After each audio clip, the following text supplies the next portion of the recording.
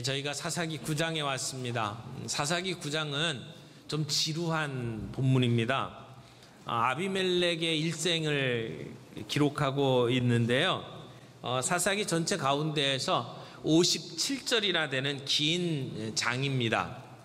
왜 하나님께서는 이렇게 긴 장을 통해서 우리에게 무슨 말씀을 하려고 하시는 걸까요? 300명의 군대로 13만 5천 명을 물리친 그 귀한 경험을 했던 기드온의 집안이 어떻게 몰락하고 있는지를 보여주는 그러한 본문이라고 할 수 있습니다. 오늘 이 본문을 통해서 우리에게 주시는 하나님의 음성을 저희가 함께 나눌 수 있기를 원합니다. 첫 번째는 스스로 높아지는 아비멜렉에 관한 이야기입니다. 기드온의 아들 아비멜렉이 어떻게 왕이 되는지를 설명을 하고 있습니다. 사람들이 기드온에게 우리의 왕이 되어달라고 부탁을 했을 때 기드온은 거절했습니다. 하지만 그가 살아온 삶을 보게 되면 그가 했던 말의 진정성을 의심할 수밖에 없게 됩니다. 그가 왕이 되는 것은 거절했는지 모르지만 그는 왕 행세를 하면서 살았습니다. 왕이 되겠다고 대놓고 말하지는 않지만 은근히 왕과 같은 대접을 요구하고 그렇게 행세를 하며 권력을 누리면서 살았습니다. 자기 아버지의 이름을 따서 요아스의 성읍이라고 불리웠던 오브라는 이제 기드온의 성읍으로 불립니다. 사사기에 요절이 있다면 사사기 21장 25절일 겁니다. 그때에 이스라엘에 왕이 없으므로 사람이 각기 자기의 소견에 옳은 대로 행하였더라. 각기 자기의 소견에 옳은 대로 행하였더라. 이것이 사사기를 한마디로 압축해 주는 말입니다. 왕이 없어서 각각 자기의 소견대로 행했다는 말은 스스로가 왕이 되었다는 말입니다. 그렇게 스스로가 왕이 되면 내 주변에 있는 모든 사람들은 내 욕망을 이루기 위한 도구로 바뀝니다. 하나님의 기준을 따르지 아니하고 내가 기준이 되고 내 욕망을 따르게 되면 우리는 내 주변에 있는 모든 사람을 내 욕망의 도구로 변질시킨다고 하는 것입니다. 그는 자신이 왕이 되고 주인 노릇을 하게 됩니다. 결국은 그가 가지고 있는 신앙이라고 하는 것은 자기의 욕망을 포장하는 포장지에 불과합니다. 그런데 문제는 자기의 욕망을 드러내는 사람들이 그렇게 노골적으로 하지 않는다는 겁니다. 자기의 욕망을 드러내놓고 사람들을 부리는 사람은 하수입니다. 근데 고수들은 자기가 뭘 원하는지를 말을 안 합니다. 그러나 내 주변에 있는 모든 사람들이 그 욕망의 도구로 쓰임받도록 만듭니다. 네, 오늘 이 사사기의 삶의 모습을 보면 사람들이 그렇게 신앙으로 포장된 나의 욕망을 위해서 살아가는 모습들로 가득 차 있습니다. 기드온은 보십시오. 왕이 되는 것은 거절했지만 그는 여러 명의 아내를 두었고 그 아내들로부터 70명의 아들을 낳았습니다. 그리고 세겜에 사는 첩을 통해서 아들을 얻었는데 그 아들의 이름이 아비멜렉입니다. 아비멜렉이라고 하는 말의 뜻은 내 아버지는 왕이다, 이런 뜻이죠. 기드온이 그 이름을 지어줬다면 그건 대놓고 하는 얘기입니다. 자기가 왕이라는 얘기죠. 그러나 그의 첩이 이름을 짓고 그 자신이 허락을 했다 치더라도 그 이름 속에는 기드온이 얼마나 왕이 되고 싶었는지를 담고 있습니다. 기드온은 왕처럼 살았습니다. 그리고 그의 아들 아비멜렉은 스스로 왕이 되었습니다. 아비멜렉이 어떻게 왕이 되었는지를 보십시오. 그는 외갓집에 갑니다. 세겜에 가서 자기 외갓집 사람들을 불러서 이렇게 이야기를 합니다. 우리 동네 사람들에게 가서 이런 얘기를 그들의 귀에 들려주십시오. 어떤 얘기입니까? 기드온의 아들 70명이 다스리는 게 좋겠냐? 한 사람 아비멜렉이 다스리는 게 좋겠냐? 그러니까 결국은 아비멜렉 자신이 왕이 되어서 다스리는 것이 여러분에게 좋지 않겠느냐라고 하는 것입니다. 그러면서 거기에 하나를 덧붙입니다. 나는 너희와 골육임을 기억하라. 요즘 우리 한국 버전으로 이야기하면 우리가 남이가 이 얘기입니다. 예나 지금이나 정치인들이 잘 써먹는 수법이 이 혈연과 지연을 이용하는 것입니다. 이 부분에 있어서 우리 한국 사회는 절대 자유롭지 않습니다. 선거 때만 되면 우리는 혈연, 지연으로 서로 뭉칩니다. 거기에다가 학연까지 더해가지고 삼위일체가 됩니다. 아비멜렉의 이런 전략은 그대로 먹혀 들어갑니다.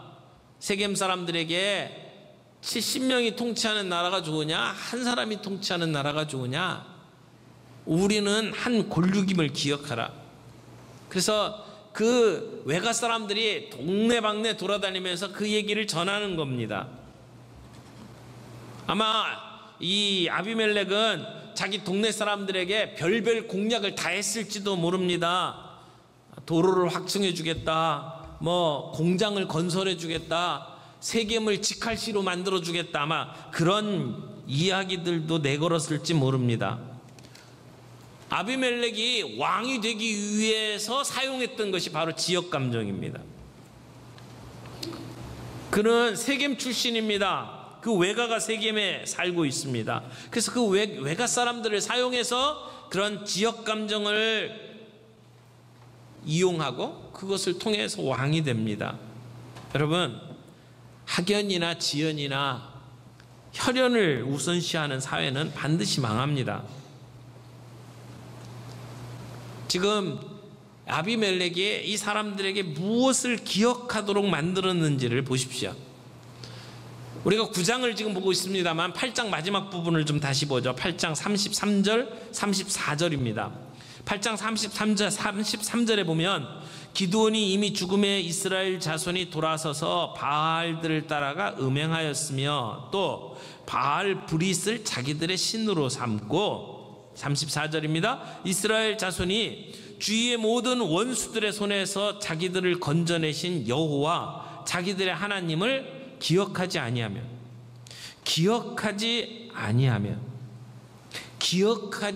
아니했다. 무엇을? 여호와를. 자기들을 이 원수들의 손에서 건져내신 여호와 하나님의 이름을 기억하지 않았다는 겁니다. 여기 기억하지 않았다는 것은 단순히 몰랐다는 정도의 이야기가 아닙니다. 그들은 구원의 하나님을 기억하지 않았습니다.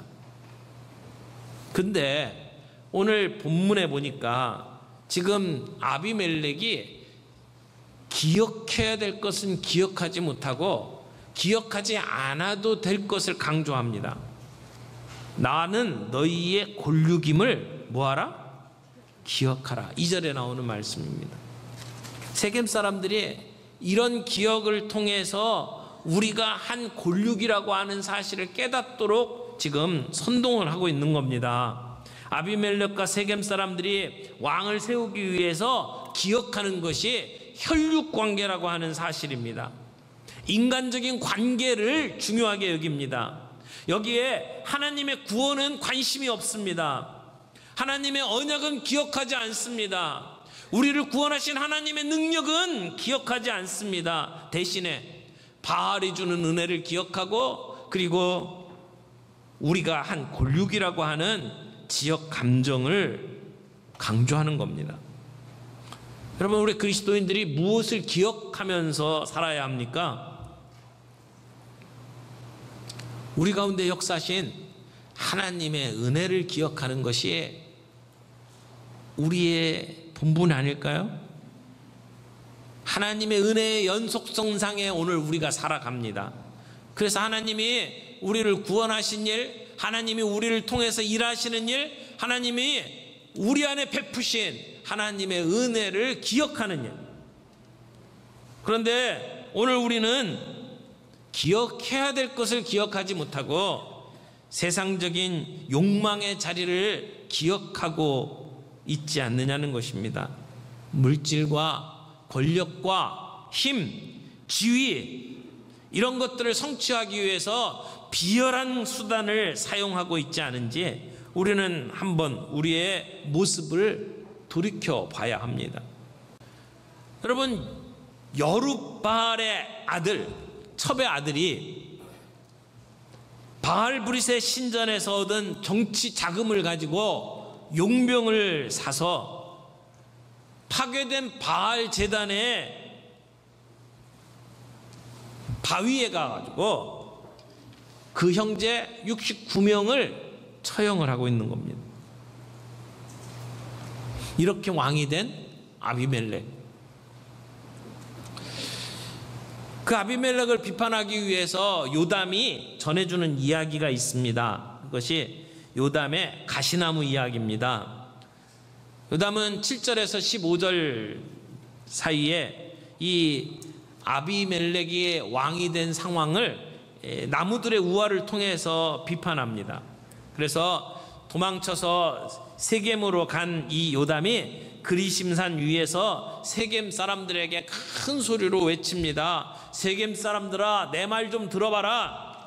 이야기를 합니다. 그 이야기가 어떤 얘기입니까? 내용인즉슨 이렇습니다. 하루는 나무들이 감람나무에게 왕이 되어달라고 요청을 했습니다. 그런데 감람나무는 자기의 기름이 하나님과 사람을 영화롭게 하는 데 쓰이니까 자기는 왕이 되지 않겠다라고 거절합니다. 이 감람나무의 기름은 제단의 등불에 사용이 되죠. 또 대제사장이 위임할 때 그 관유로 이 기름을 사용하기도 하고요. 또 이 감람나무는 사람들이 먹는 식용으로 또는 의약품으로 또는 화장품으로도 사용이 됩니다. 이렇게 사용되는 것으로 자기는 만족한다는 겁니다. 나는 왕이 되지 않을 거라고 이야기를 합니다. 그러니까 나무들이 그 다음에는 무화과 나무에게 찾아갑니다. 그래서 왕이 되어달라고 요청을 합니다. 근데 무화과 나무는 자기의 열매가 많은 사람들에게 먹이로 쓰임을 받고 있잖아요. 당시에 무화과는 배고픈 자들의 좋은 양식이었습니다. 그러니까 자기의 사명이 왕이 되는 데 있지 않다라고 이야기를 합니다. 그래서 내가 어찌 그 열매를 버리고 가서 나무들 위에 우쭐대리요? 나는 왕이 되지 않을 거다. 거절합니다. 그 다음에 나무들이 포도나무에게 갑니다. 그리고 왕이 되어달라고 요청합니다. 포도나무는 하나님과 사람을 기쁘게 하는 세수를 버리고 자기가 왕이 되지 않겠다고 거절합니다.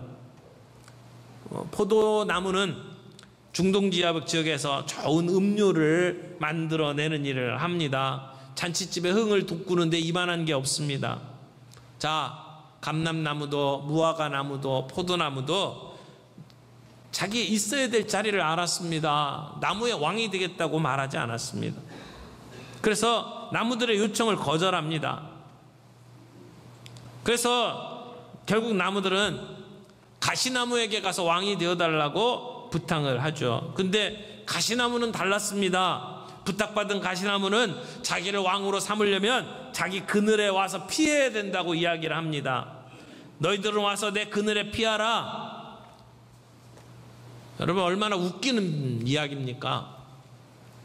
가시에 그늘이 있으면 얼마나 있습니까?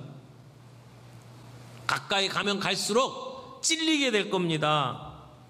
만약 자기의 그늘에 피하지 않으면 불이 나와서 레바논의 백향목을 사를 것이다. 그렇게 협박까지 합니다. 내 말을 안 들으면 다 불살라 죽이겠다라고 하는 위협입니다. 가시나무는 자기의 부적절함을 인식하지 못하고 스스로 왕이 됩니다. 지금 이야기는 누구의 이야기입니까? 아비멜렉의 이야기입니다.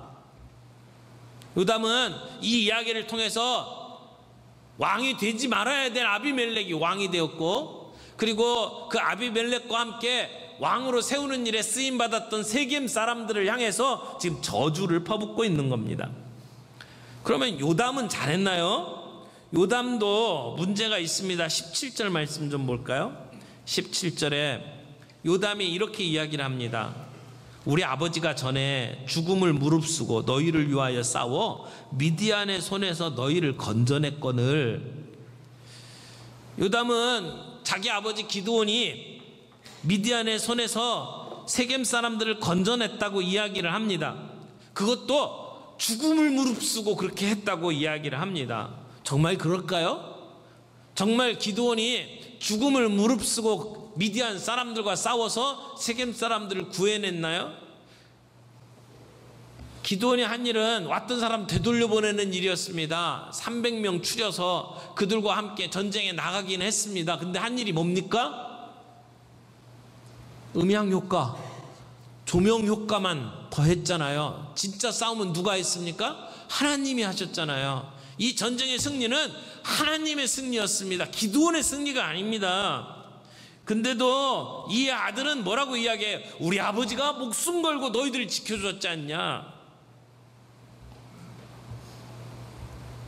아버지나 아들이나 하나님이 싸워 승리한 전쟁을 자기 것으로 둔갑시키는 재주가 있습니다. 하나님의 승리에 자기 이름 하나 얹어놓더니 이제는 대놓고 기드온의 전쟁이고 기드온의 승리라고 이야기합니다. 목숨 걸고 너희들을 위해서 싸워서 이겨줬는데 너희들이 그렇게 하면 되냐는 겁니다. 여러분, 하나님께서 완벽한 사람만 쓰시는 것은 분명 아닙니다. 기드온처럼 의심 많고 어리버리한 사람도 사용하시고 어쩌다가 300명 수에 들어서 전쟁에 나갈 수도 있습니다. 그러나 우리가 하나님을 바라보지 못하고 하나님이 하신 일을 내 일로 둔갑시키는 우리의 부족함, 우리의 연약함이 어떤 결과를 만들어내는지를 한번 보십시오. 하나님이 하신 일을 마치 자기가 한 일처럼 둔갑을 시키고 그것을 통해서 얻어지는 권력을 사유화합니다. 내 것으로 만들어버립니다. 그리고 그 권력을 세습합니다. 하나님은 우리의 죄에 대해서 그 값을 찾으시는 공의의 하나님이십니다. 오늘 그 하나님이 우리의 하나님이십니다. 우리의 삶 속에 오늘 우리가 기억해야 될 것이 무엇입니까? 우리 가운데 역사하시는 하나님, 공의의 하나님, 심판의 하나님, 우리를 구원하시는 은혜의 하나님, 우리는 그 하나님을 기억해야 합니다. 이 세상의 것들로 우리의 기억을 채울 것이 아니라 우리는 한 분 하나님을 우리의 왕으로 모시고 그분의 다스림을 받아야 합니다. 그분의 다스림을 받을 때 우리는 진정한 행복한 삶을 살아갈 수가 있고 하나님의 나라가 우리 가운데 임할 수가 있습니다. 이 말씀을 한번 적용을 좀 해보죠. 오늘 아비멜렉의 이 비참한 죽음의 출발점이 어디였습니까? 기드온이 하나님이 주신 승리를 자기의 것으로 만들고 하나님이 주신 권력을 자기의 것으로 사유화시킨 데 있었습니다. 하나님이 주신 권력과 힘, 영향력을 공동체를 위해서 사용하지 않고 하나님을 위해서 사용하지 않고 자기의 욕망을 채우는 데 사용했다는 겁니다. 오늘 하나님께서 우리에게 주신 영향력은 무엇이고 힘은 무엇입니까? 하나님은 우리의 가정에 아버지로서 어머니로서의 힘을 주셨어요. 그걸 제대로 사용해야 되는데 우리는 쓸데없는 일에 그 힘들을 사용할 때가 얼마나 많이 있습니까? 우리의 자녀들에게 믿음의 유산을 온전히 전해주고 그들이 바로 설 수 있도록 돕기 위해서 그 권세를 사용합니까? 하나님께서 우리에게 주신 위치가 있습니다. 영향력이 있습니다. 때로는 하나님이 우리에게 재물도 주셨습니다. 그것이 어디에 어떻게 사용되는지 한번 돌아보시길 바랍니다. 내가 이룬 모든 것, 성공이 마치 내가 이룬 것처럼 착각하면서 오늘 갑질을 하면서 살고 있지는 않나요? 높은 공직에 올라가서 그 공직을 마치 자기의 것처럼 사유화하고 사익을 위해서 국가의 공적 시스템을 사용하고 있다면 그것은 심각한 죄악입니다. 저는 우리 한국 교회 안에도 이런 세습의 문제가 뿌리 깊이 지금 자리를 잡고 있다고 생각합니다. 한 10여 년 전부터 대형 교회에 담임 목사직이 세습되기 시작을 했고, 그리고 그것을 정당화하고 있습니다. 이제는 중소교회들마저도 그것을 따라갑니다. 대개 이런 경우는 카리스마적인 그 권력을 가지고 있는 담임 목사들에 의해서 이루어집니다. 마치 자기가 이룬 이 모든 일들이 내가 했다고 생각하는 착각 때문에 그렇습니다. 스스로 자수성가했다고 생각합니다. 그래서 자기의 자리를 아들이나 사위에게 물려주려고 합니다. 어떤 분들은 그런 얘기를 해요. 세습이 꼭 나쁜 거냐? 아니, 제사장도 세습인데. 여러분, 시골의 작은 교회 아무도 오지 않는 그곳에 자기 아들을 세운다고 하면 아무도 욕할 사람 없습니다.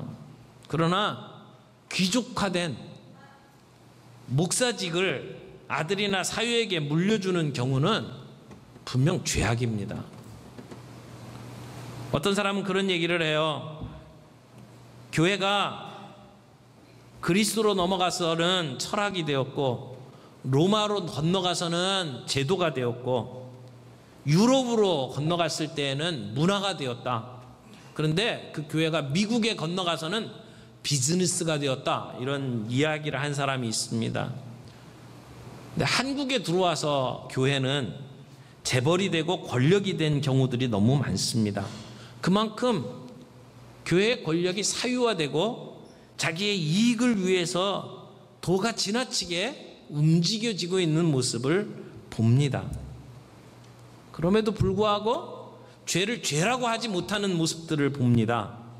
죄를 범하고도 회개하지 않는 모습들을 봅니다. 거기 뒤에는 집단 이기주의가 자리 잡고 있습니다.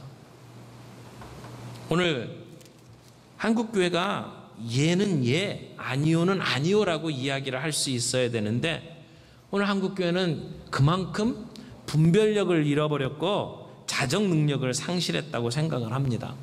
그런 면에 있어서 오늘 이 사사기의 말씀 앞에 우리는 겸허하게 우리 자신을 좀 돌이켜볼 필요가 있습니다. 그 권력의 사유화가 어디 담임 목사들에게만 일어나는 일입니까? 내 위치가 어떻든지 간에, 내가 어떤 힘을 얻었고 어떤 영향력을 가지고 있든지 간에 그것이 나의 개인적인 이익과 욕망을 위해서 사용되고 있다면 우리는 하나님 앞에 회개해야 합니다. 그리고 하나님이 세우신 그 뜻에 맞게 우리의 힘과 영향력이 사용될 수 있도록 하나님 앞에 기도해야 된다고 믿습니다. 오늘 이렇게 재미없는 긴 본문을 통해서 우리에게 들려주시는 하나님의 마음을 우리가 함께 읽을 수 있기를 바랍니다. 기억할 걸 기억합시다. 우리를 위해서 베푸신 하나님의 은혜를 기억하고, 그리고 하나님이 우리에게 주신 그 영향력과 힘을 하나님이 원하시는 일에 우리가 사용할 수 있기를 바랍니다. 우리가 하나님의 승리를 나의 승리로 가르치고 그 영광을 내가 가르친 것이 있다면 우리는 회개하고, 하나님이 주신 힘과 영향력을 나의 욕망을 위해서 사용했다면 우리는 분명히 주님 앞에 청산해야 합니다. 신앙의 이름으로 포장된 우리의 욕망, 우리는 내려놔야 합니다. 오직 왕 되신 주님, 그분 한 분만으로 만족하며 우리가 주님의 이름을 높이고 찬양하며 살아가는 저와 여러분들이 되었으면 좋겠습니다.